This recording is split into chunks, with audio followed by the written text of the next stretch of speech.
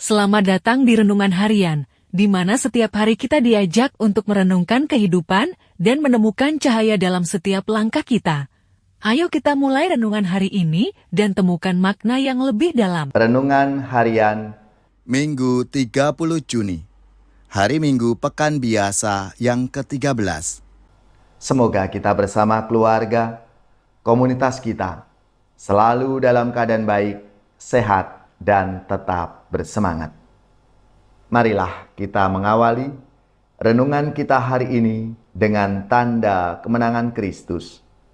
Dalam nama Bapa dan Putra dan Roh Kudus. Amin. Ya Allah, Engkau telah menebus kami dan mengangkat kami menjadi anak-anak-Mu. Pandanglah anak-anak kesayangan-Mu dengan rela hati, supaya semua orang percaya pada Kristus, memperoleh kebebasan sejati serta warisan abadi. Dengan pengantaraan Yesus Kristus Putra-Mu Tuhan kami, yang bersama dengan Diko dalam persatuan Roh Kudus, hidup dan berkuasa, Allah sepanjang segala masa. Amin. Dalam nama Bapa dan Putra dan Roh Kudus. Amin. Inspirasi kita hari ini dari Injil Suci menurut Markus bab 5 ayat 21 sampai 43.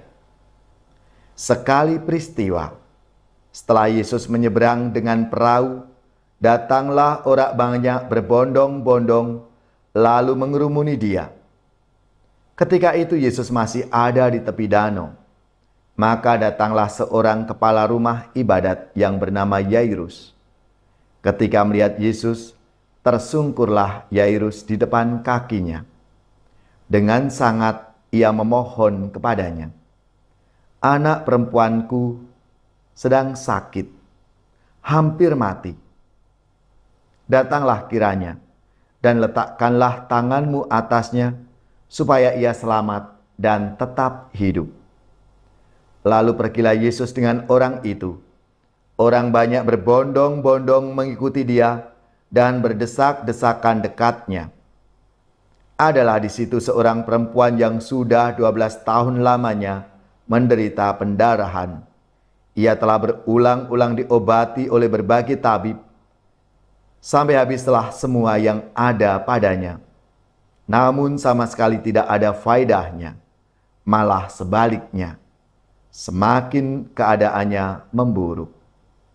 Dia sudah mendengar berita-berita tentang Yesus. Maka di tengah-tengah orang banyak itu ia mendekati Yesus dari belakang dan menjamah jubahnya. Sebab katanya, "Asal ku jamah saja jubahnya, aku akan sembuh." Sungguh, seketika itu juga berhentilah pendarahannya, dan ia merasakan badannya sudah sembuh dari penyakit itu. Pada waktu itu juga Yesus mengetahui bahwa ada tenaga yang keluar dari dirinya. Maka ia berpaling di tengah orang banyak itu dan bertanya, "Siapa yang menjamah jubahku?" Murid-muridnya menjawab, "Engkau melihat sendiri bagaimana orang-orang ini berdesak-desakan dekatmu. Bagaimana mungkin engkau bertanya, 'Siapa yang menjamah aku?'" Lalu Yesus memandang sekelilingnya untuk melihat siapa yang telah melakukan hal itu. Maka perempuan tadi menjadi takut dan gemetar sejak ia mengetahui apa yang telah terjadi atas dirinya. Maka ia tampil dan tersungkur di depan Yesus. Dengan tulus ia memberitahukan segala sesuatu kepada Yesus. Maka kata Yesus kepada perempuan itu, "Hai anakku, imanmu telah menyelamatkan engkau. Pergilah dengan selamat dan sembuhlah dari penyakitmu." Ketika Yesus masih berbicara, datanglah orang dari keluarga kepala rumah ibadat itu dan berkata, "Anakmu sudah mati. Apa perlunya lagi engkau menyusahkan guru?" Tetapi Yesus tidak menghiraukan perkataan mereka dan berkata kepada kepala rumah ibadat, "Jangan takut, percayalah saja." Lalu Yesus tidak memperbolehkan seorang pun ikut serta, kecuali Petrus, Yakobus, dan Yohanes saudara Yakobus. Dan tibalah mereka di rumah kepala rumah ibadat. Dan di sana Yesus melihat orang-orang ribut, menangis dan meratap dengan suara nyaring. Sesudah masuk, Yesus berkata kepada orang-orang itu, "Mengapa kamu ribut dan menangis? Anak ini tidak mati, tetapi tidur." Tetapi mereka menertawakan dia. Maka Yesus menyuruh semua orang itu keluar. Lalu ia membawa ayah dan ibu anak itu, dan mereka yang bersama-sama dengan Yesus masuk ke dalam kamar anak itu. Lalu dipegangnya tangan anak itu, katanya, "Talitakum," yang artinya, "Hai anak, aku berkata kepadamu, bangunlah." Seketika itu juga anak itu bangkit, berdiri, dan berjalan, sebab umurnya sudah 12 tahun. Semua orang yang hadir sangat takjub. Dengan sangat Yesus berpesan kepada mereka, supaya jangan seorang pun mengetahui hal itu. Lalu ia menyuruh mereka memberi anak itu makan. Demikianlah sabda Tuhan. Terpujilah Kristus. Saudari-saudaraku yang terkasih, dalam sabda Tuhan hari ini dikisahkan beberapa orang dari keluarga Yairus datang dan mengatakan bahwa anak perempuan Yairus sudah mati. Mereka mengatakan, "Tidak perlu lagi merepotkan guru. Anakmu sudah mati."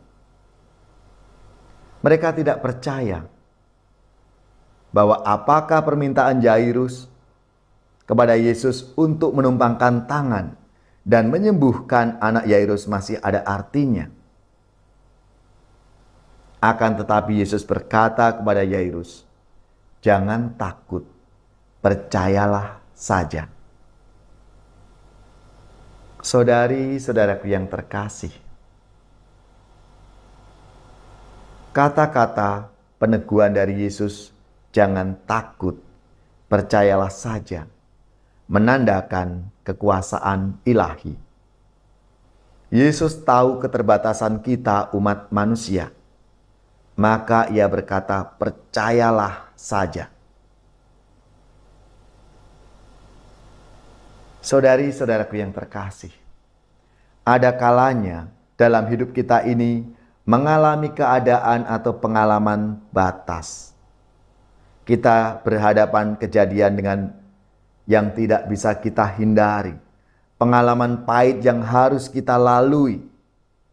Kita sudah berusaha maksimal, tetapi belum ada tanda-tanda jalan keluar dari persoalan itu. Pada saat inilah kita menaruh harapan dan kepercayaan kepada Tuhan. Kita sudah mengupayakan yang maksimal dan kita berserah kepada Tuhan. Dan ini harus menjadi keyakinan kita sebagai umat beriman, murid-murid Yesus.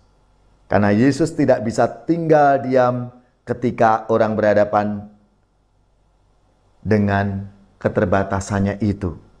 Yang mohon belas kasih kepada Tuhan dan menaruh harapan serta kepercayaan kepadanya. Yesus pasti akan memberikan perhatian dan kasih. Inilah yang akan menyembuhkan dan menghidupkan kita.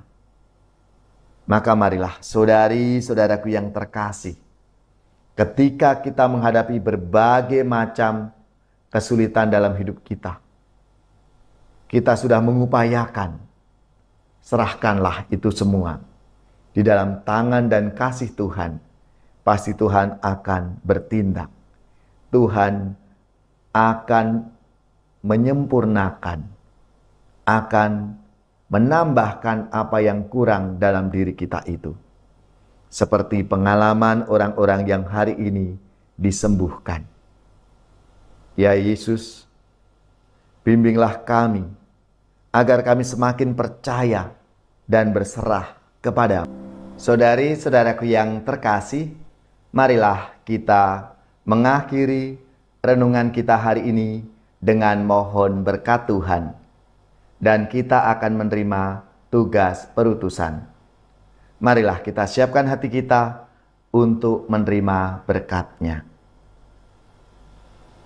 Semoga saudari-saudara sekalian, keluarga-keluarga dan komunitas kita, orang-orang yang kita doakan, mereka yang sakit, yang menderita, seluruh tugas, belajar, pekerjaan, usaha serta karya pelayanan kita, dibimbing, dilindungi dan diberkati oleh Allah yang Maha Kuasa, Bapa dan Putra dan Roh Kudus.